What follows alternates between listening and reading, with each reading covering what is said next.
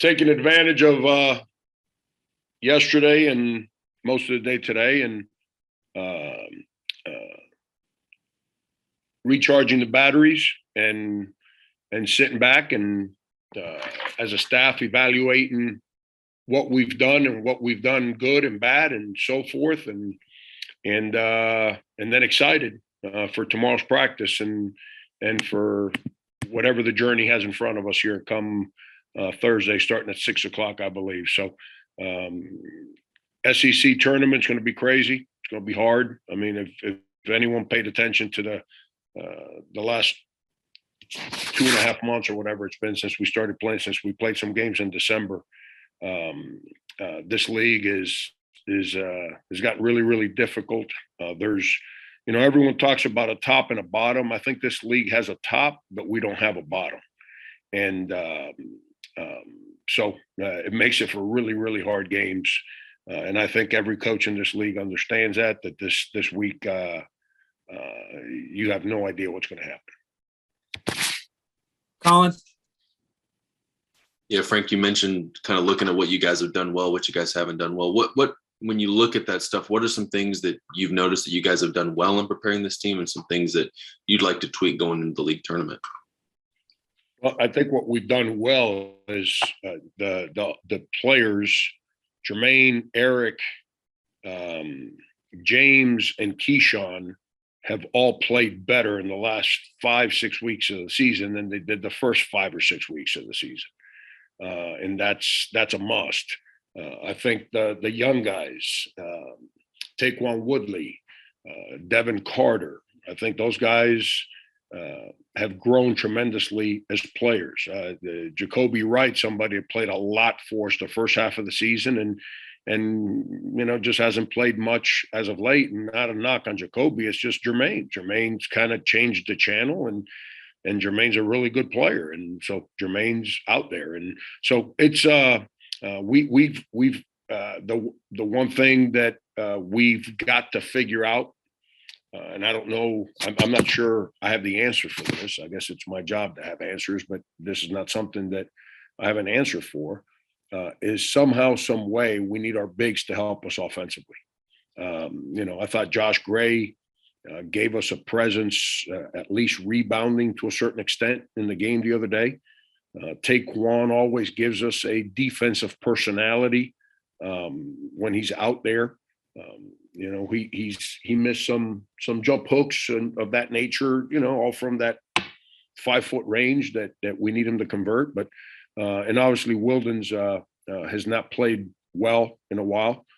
But he's our starting center, and he's been our guy from day one, and he'll continue to be our guy. So it's that's a cliff notes of what the mindset in my office is here for the last 2 days. Michael and Anna? Frank, you were talking about the SEC, and John Calipari tweeted yesterday that he thought all the 9-9 teams in the SEC should be in the tournament, and I feel like you would probably agree with that.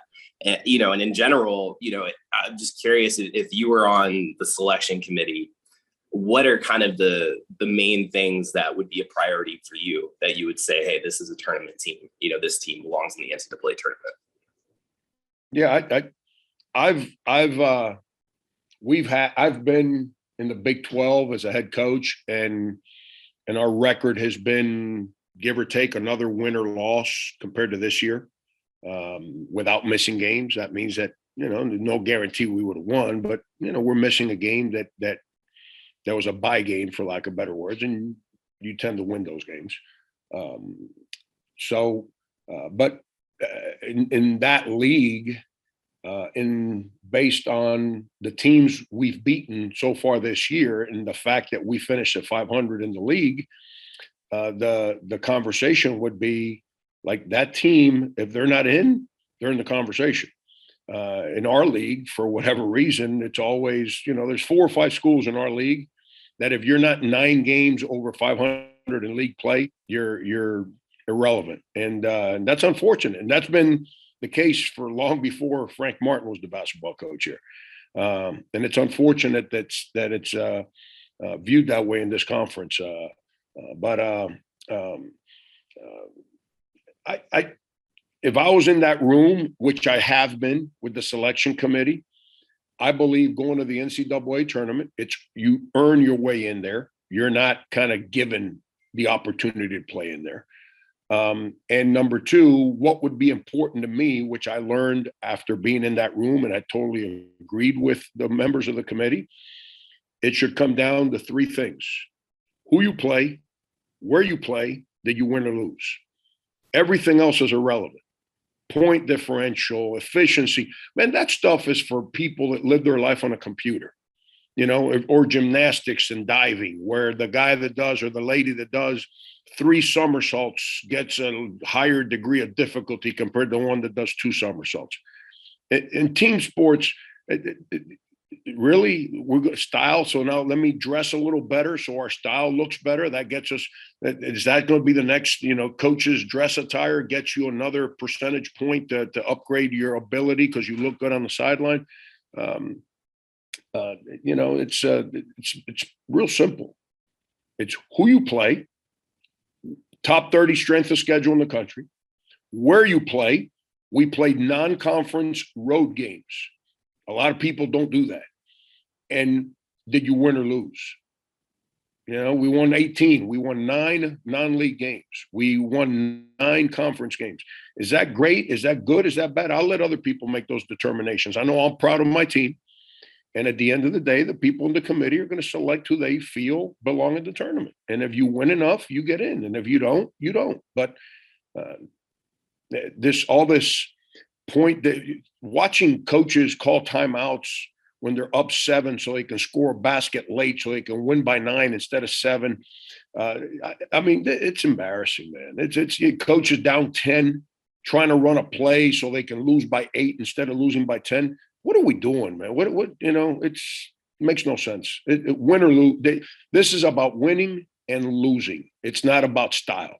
And I can't believe that I was part of the board that argued that we should bring this into the conversation. And I share that because I was part of those conversations that we thought it was a good idea. After seeing it for 3 years, it's a bad idea. Mike Uva? Frank, I know last night on social media, you're probably just having more fun than anything else. But I say that because I think back to the Missouri game just last week. Some of your teammates some of your players, were saying, they want to be able to get Frank back into the tournament. They want to be able to, do you well. You're not dumb. You hear the external things that are said about you. Sometimes you see last night on social media. How do you, number one, help your players be able to ignore that added pressure, if you even want to call it that? And do you feel personally any pressure going into this weekend? When you say pressure about what? Just the external buzz that some people try to create narratives about Frank and his future and this and all that kind of stuff. I could care less, man. Mike, I don't, that any of those, there's 5 or 6 people that have disliked me since the day I got hired here.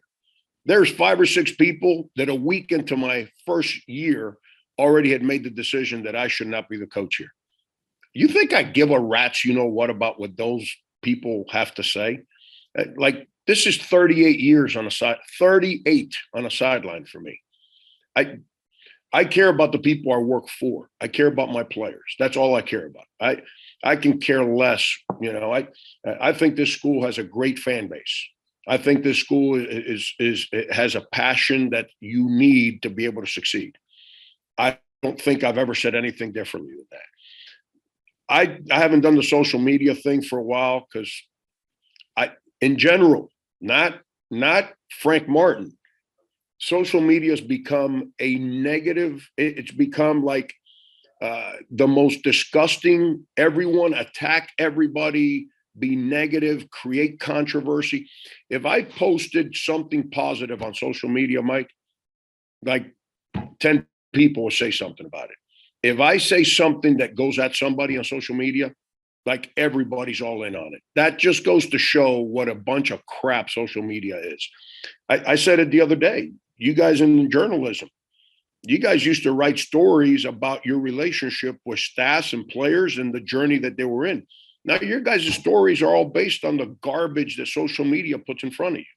And it's disappointing, but that's the world that's why I said I don't want to be a journalist. I don't want to deal with that. No, I don't want to have to placate the ignorance that exists out there from the few, which is what you have on social media. But pressure, come on, man. I've been shot at. I used to work 80 hours a week to make 25 grand. Like stop. My first year at K-State, I had no contract. They could have fired me on the spot for $0. This school has treated me like a champ.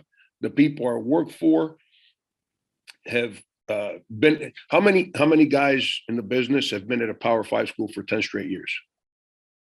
Let me ask you a question, Mike. Probably not that many.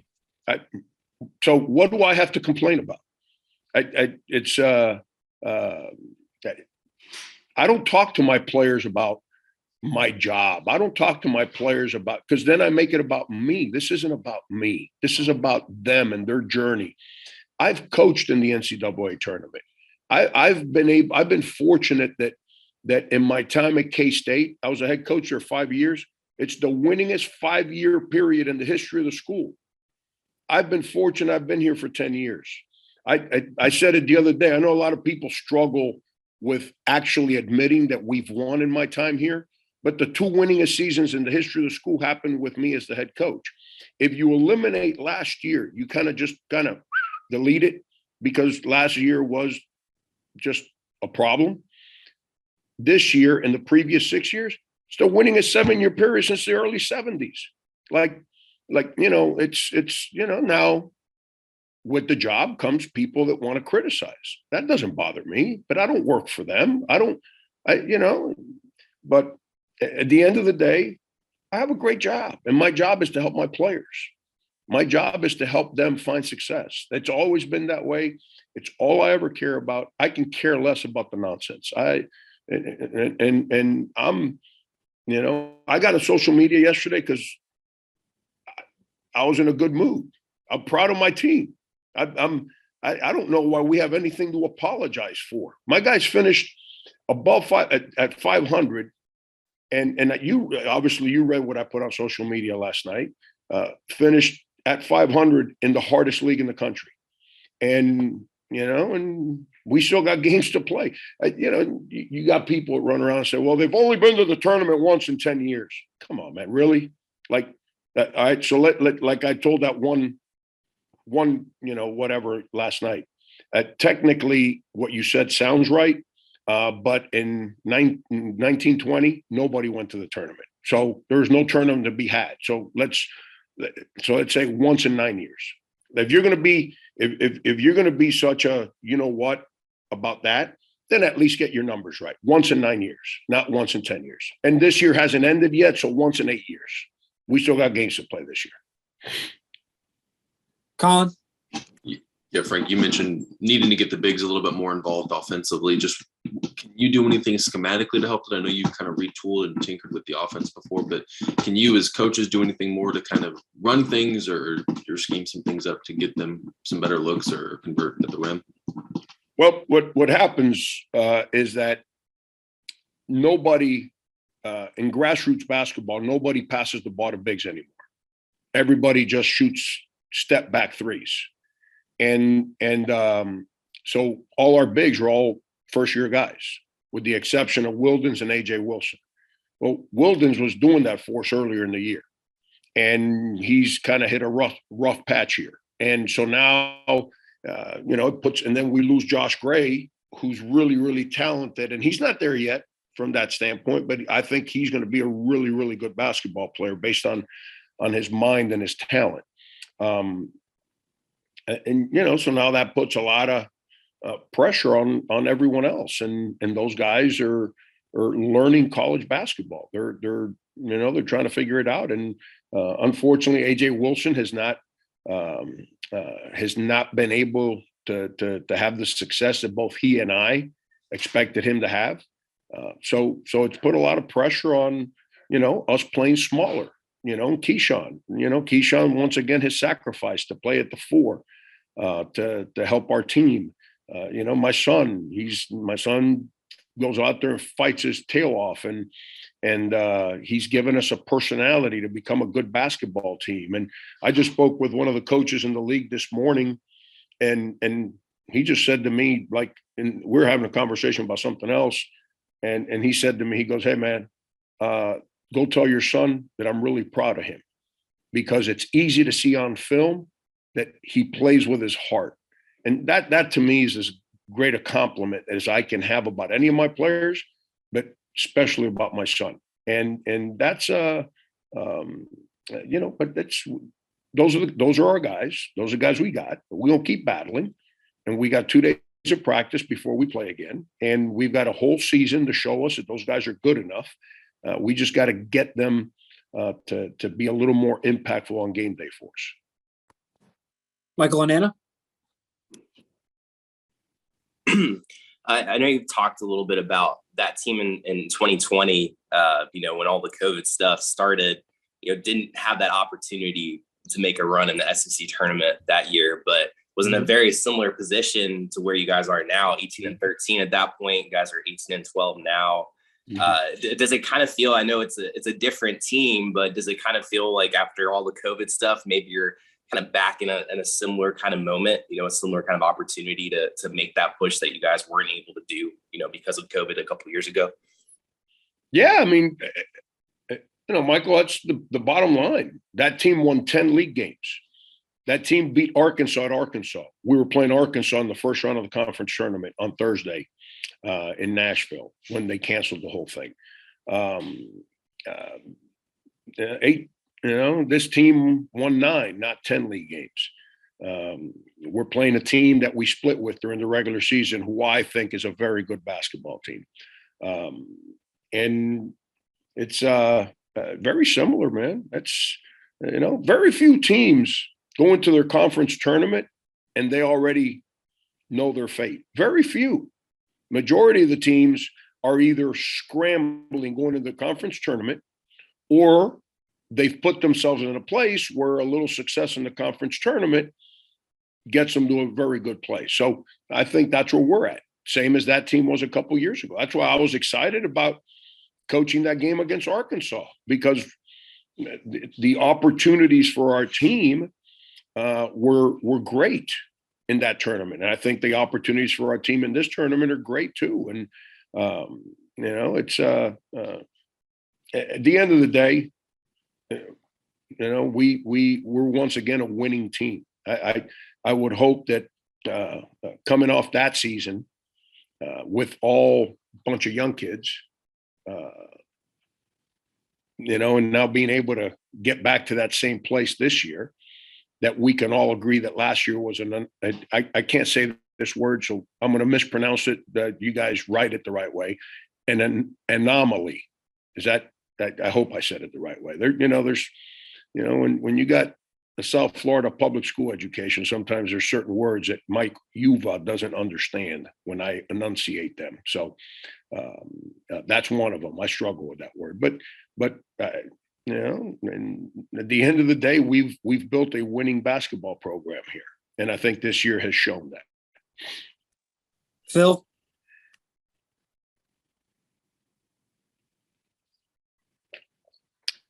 Phil, there's a little button down there. It says unmute. You got to click on it.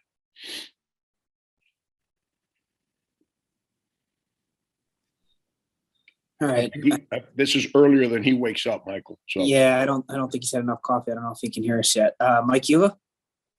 Frank, what have you noticed just with this team in general, as to what has been some of the key things as they've grown? I mean, obviously so many new faces trying to figure out a new philosophy, figure out you, but what have you noticed from day one heading into this SEC tournament now? How much these guys care about the uniform and each other, man. These guys have been fun to be around. I mean, when you're around a team, think about it. We're in the best league in the country. We dealt with all kinds of injuries. We dealt with COVID smashing our team again, and then go out and play right out of the chute, number one team in the country, Auburn. Well, they weren't number one at the time, but they became number one that following week, if I'm not mistaken. at Vanderbilt, hard game. Florida, at Tennessee. I think those were our first 4 games, and or somewhere in that order. And we could have been shook, and we could have said, "Nah, man, we ain't doing this again." And instead, take Keyshawn and Jermaine. Those guys buckled in and said, "No, no, no, no, no, no, no. No, we're gonna get this one done this year." And James Reese and Eric Stevenson, guys that gave us a personality early in the year to believe we can fight. Now they had some help with Jermaine and Keyshawn, and they've led our team, man. And now we're in the number 1 league in the country. We created a hole for ourselves. And instead of laying there and yelling for somebody to pull us out, these dudes crawled out of that hole. They didn't ask for anybody's help. They depended on each other. And we ended up tied for 5th in the hardest league in the country. I'd like to think that that's a credit to those players and the kind of character that they have. And that's why I'm excited I got no idea what's going to happen Thursday, Mike. I got no idea. We're going to win, lose. I'm not into predictions. People that make predictions about winning and losing for a living don't understand anything about competing. We're going to go compete, man. We're going to go play our tails off, and we can figure it out on Thursday. We'll be just as excited for Friday. And if we can't figure it out on Thursday, my respect for these players are like off the charts because of the way they've handled this season. Colin? Frank, you obviously split the season series with Mississippi State. They won by double digits at their place, y'all by double digits at home. What kind of challenge do they present on a neutral court, and what are some things you guys have to do now that you guys have known each other and seen some of the adjustments y'all make to pull out a win? Whether it's on a neutral court, home court, or road court, Iverson Molinar is a problem. I mean, he's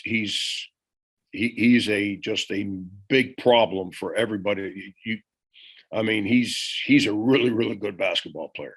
And then they got 2 big guys in Garrison Brooks and now Tolu Smith is back. He played against us at home. He did not play at their place. Now Tolu Smith is back. Those 2 guys are really good players too. So they obviously when they played here, I think they were 0 for 13 from the 3-point line. I thought that we did a pretty good job of defending the 3, but shooting threes is not a strength of their teams. So we got to make sure that we once again are able to control Iverson, not let him get crazy with where he gets the ball in open court. We can't turn the ball over. If we do, then he gets loose and it creates a problem. And then you got to rebound the ball because they're one of the better rebounding teams in the country. And so those are things, whether you play, here's the one thing, everyone, it's a big deal about home, road, neutral. Good players play good in every building. Good players they don't just play good in certain places. And so they got good players. And then defense and rebounding, those survive in every building. They defend and they rebound. So they're a real good basketball team. And obviously Ben Howland's proven that he's as good a winner as there is in this business with, the way he won at Northern Arizona, the way he won the Big East at Pittsburgh, obviously what he did at UCLA, going to 3 consecutive Final Fours, if I'm not mistaken, and what he's done at Mississippi State, the rebuilding job he's done there. So we got our hands full. We know it, but you know what? Every team in the SEC is that way. So I don't care who you draw. Good luck.